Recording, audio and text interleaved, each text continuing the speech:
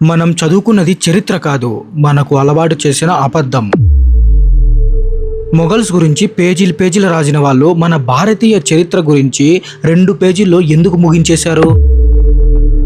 ప్రపంచంలోనే మొదటి powerful navy ఉన్న చోళుల గురించి మనం ఎక్కడా పుస్తకాల్లో చూడలేదు. మన ఇండియన్ కింగ్స్ గురించి ఏ పుస్తకాల్లో ఉండదు. ఇండియాలో ఉన్న గొప్ప గొప్ప గుళ్ళ గురించి ఏ పుస్తకాల్లో ఉండదు. కానీ మొఘల్స్ గురించి మన పుస్తకాల్లో పేజీలు పేజీలు ఉంటాయి. మనం చదివిన ఆ చరిత్ర అంతా 100% నిజమేనా, లేక మనకు కావాలనే కొన్ని విషయాలు దాచిపెట్టి కొన్ని విషయాలను మాత్రమే పెద్దవి చేసి చూపించారా? ఎవరిని తిట్టడం నా ఉద్దేశం కాదు, కానీ ఒక ఇండియన్ గా మన హిస్టరీ బుక్స్ లో ఉన్న తేడాలను, దాచిపెట్టిన నిజాలను ఫ్యాక్ట్స్ తో తెలుసుకోవడం మన హక్కు. ఈ రోజు ఈ వీడియోలో మన చరిత్రను ఎలా తప్పుగా చూపించారో మాట్లాడుకుందాం. వీడియోను చివరి వరకు చూడండి, మీకే ఒక క్లారిటీ వస్తుంది. మన స్కూల్ బుక్స్ ఒకసారి గుర్తు తెచ్చుకోండి. 6th క్లాస్ నుంచి 10th క్లాస్ వరకు చరిత్ర పుస్తకం తెరిస్తే బాబర్, అక్బర్, షాజహాన్, ఔరంగజేబుల గురించి పేజీలు పేజీలు ఉంటాయి. వాళ్ళు ఏ సంవత్సరం వచ్చారు, ఏం కట్టించారు, ఎవరితో యుద్ధం చేశారు, ప్రతిదీ డీటెయిల్డ్ గా ఉంటుంది. ఓకే, అది కూడా చరిత్రలో భాగమే కాబట్టి చదువుకున్నాం, తప్పులేదు. కానీ అసలైన ప్రశ్న ఏంటంటే, మొఘల్స్ కంటే ముందే ఈ దేశాన్ని 1000 ఏళ్లకు పైగా ఏలిన మన సొంత భారతీయ రాజుల గురించి మన బుక్స్ లో ఎందుకు రాయలేదు? చోళ సామ్రాజ్యం, విజయనగర సామ్రాజ్యం, ఛత్రపతి శివాజీ మహారాజ్ గురించి, ఇంకా చాలా రాజుల గురించి మనోళ్ళు స్కిప్ చేసేశారు. ఓన్లీ మొఘల్స్ గురించి మాత్రమే మన పుస్తకాల్లో రాశారు. మన దక్షిణ భారతదేశంలో చోళులు ఎంత గొప్ప నావికా దళాన్ని నిర్మించారో మనకందరికీ తెలుసు. మలేషియా, ఇండోనేషియా, శ్రీలంక వరకు వెళ్ళి మన సంస్కృతిని విస్తరించారు. సముద్రం మీద వాళ్ళను ఓడించే మొగాడే లేడు. కానీ మన బుక్స్ లో వాళ్ళ గురించి కేవలం ఒకే ఒక్క పేజీ ఉంటుంది. నాకు తెలిసి అది కూడా ఉండదు.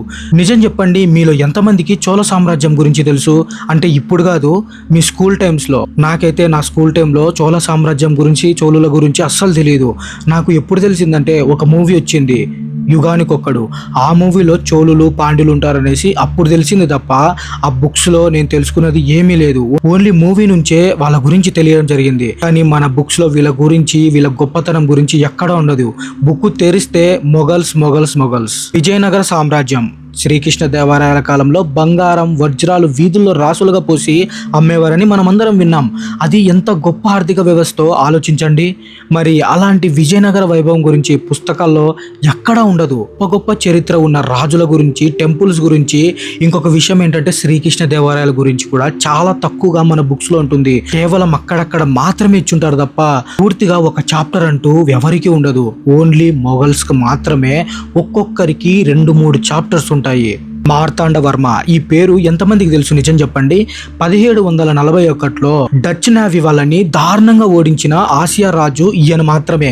ఆసియా రాజు ఈయన ఒక్కడే. అంటే వాళ్ళని అంతవరకు ఎవరు ఓడించలేదు. తెల్లవాళ్ళను సముద్రంలో తరిమి కొట్టిన వీరుడు మార్తాండ వర్మ.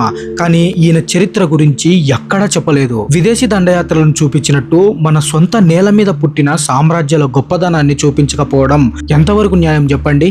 నెక్స్ట్ వచ్చేసి ఆర్యన్ ద్రావిడన్ అబద్ధపు థియరీ. మన దేశాన్ని సౌత్, నార్త్ అని విడదీయడానికి వాడిన అతి పెద్ద ఆయుధం ఆర్యన్ ఇన్వేజన్ థియరీ, అంటే ఆర్యన్ దండయాత్ర సిద్ధాంతం.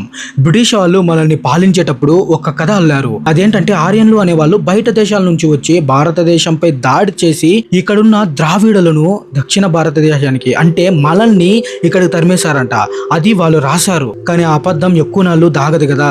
మన దేశంలో జరిగిన రాఖీ గడి, కిలాడి త్రవ్వకాల్లో దొరికిన అస్థిపంజరాల DNA పరీక్షలు ఏం చెప్పాయో తెలుసా? ఉత్తర భారతదేశంలో ఉన్న వాళ్ళకి, దక్షిణ భారతదేశంలో ఉన్న వాళ్ళకి ఒకే రకమైన జెనెటిక్స్ ఉన్నాయని బయటపడింది. దీని తర్వాత ఆర్యన్స్ అనే వాళ్ళే ఎవరూ లేరు, మొత్తం మన భారతదేశం వాళ్ళే అనేసి చెప్తుంది. దీనికి రీజన్ ఏంటంటే, తెల్లవాళ్ళు మనల్ని పాలించడానికి విభజించు పాలించు అనే ప్లాన్ భాగంగా అల్లిన ఒక అబద్ధపు సిద్ధాంతం.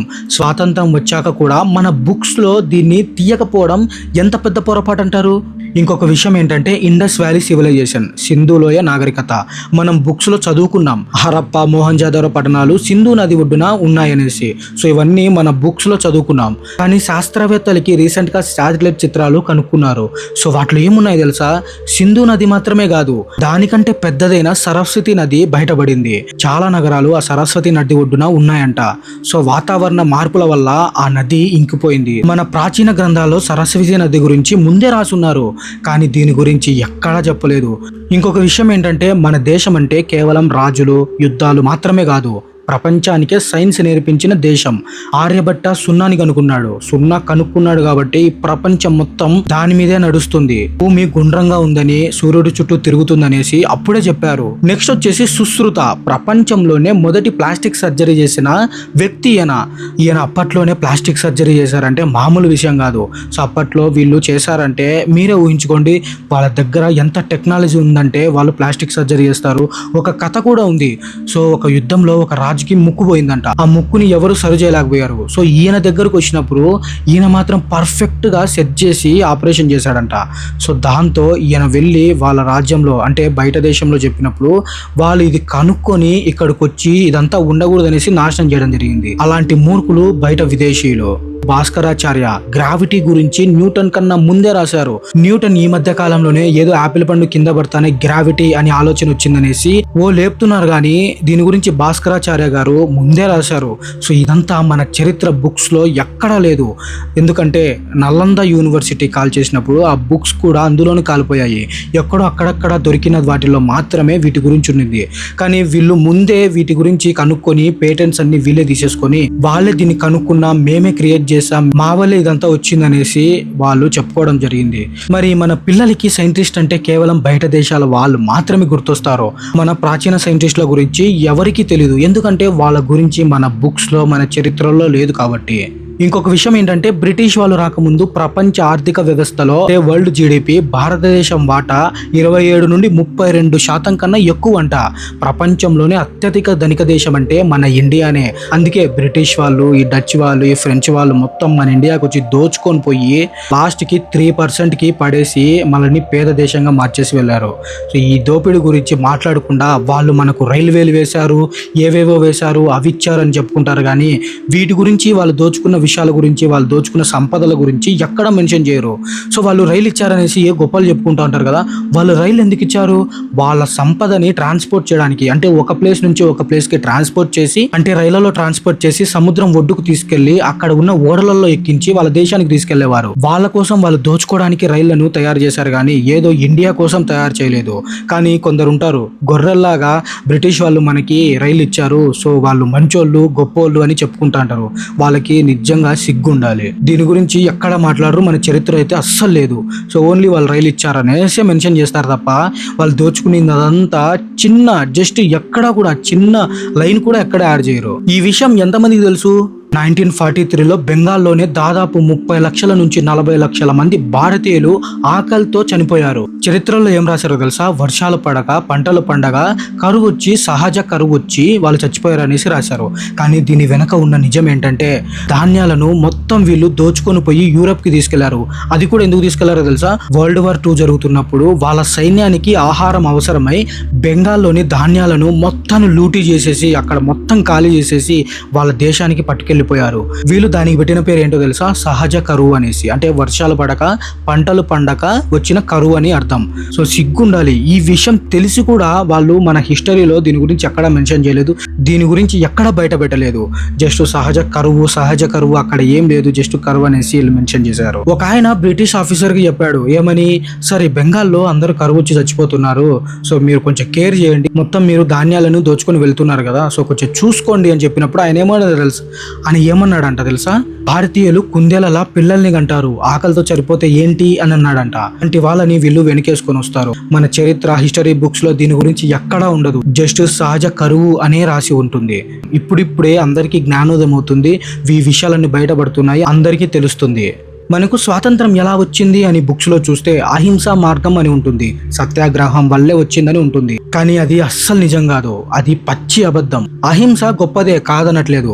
బ్రిటిష్ వాళ్ళు ఇండియా వదిలి వెళ్ళడానికి అసలైన భయం నేతాజీ సుభాష్ చంద్రబోస్, ఇంకా ఆయన ఇండియన్ నేషనల్ ఆర్మీ INA. 1946లో నేతాజీ ప్రేరణతో రాయల్ ఇండియన్ నేవీ సైనికులు బ్రిటిష్ వాళ్ళకి ఎదురు తిరిగి విప్లవం స్టార్ట్ చేశారు. దీంతో బ్రిటిష్ వాళ్ళకి అర్థమైపోయింది ఇక భారతీయ సైన్యాన్ని మనం కంట్రోల్ చేయలేం, వీళ్ళని నమ్ముకుంటే మనం ప్రాణాలతో బతకమనేసి వాళ్ళకి అర్థమైపోయి స్వతంత్రం ఇచ్చి వెళ్ళిపోయారు. అది కూడా ఎవరి వల్ల? సుభాష్ చంద్రబోస్ వల్ల మాత్రమే మనకి స్వతంత్రం వచ్చిందని చెప్పొచ్చు. అంటే సుభాష్ చంద్రబోస్ ఒక్కడే కాదనుకోండి, సుభాష్ చంద్రబోస్ లాంటి వాళ్ళు మన ఇండియాలో చాలా మంది ఉన్నారు. కానీ వాళ్ళ పేర్లు ఎక్కడ మెన్షన్ చేయరు. ఓన్లీ ఎవరి వల్ల మనకి స్వతంత్రం వచ్చింది అంటే గాంధీ సత్యాగ్రహం. గాంధీ వల్లే మనకి స్వాతంత్రం వచ్చిందనేసి అబద్ధపు చరిత్రను రాసిపెట్టారు. అది కూడా ఎవరో కాదు చెప్పింది, బ్రిటిష్ మాజీ ప్రధాని అయిన ఫ్లెమింగ్ అట్లీ అనే అతను చెప్పాడు. ఇంకొక విషయం ఏంటంటే భగత్ సింగ్ ఉరిశిక్ష వెనకాల కొన్ని వివాదాలు ఉన్నాయి.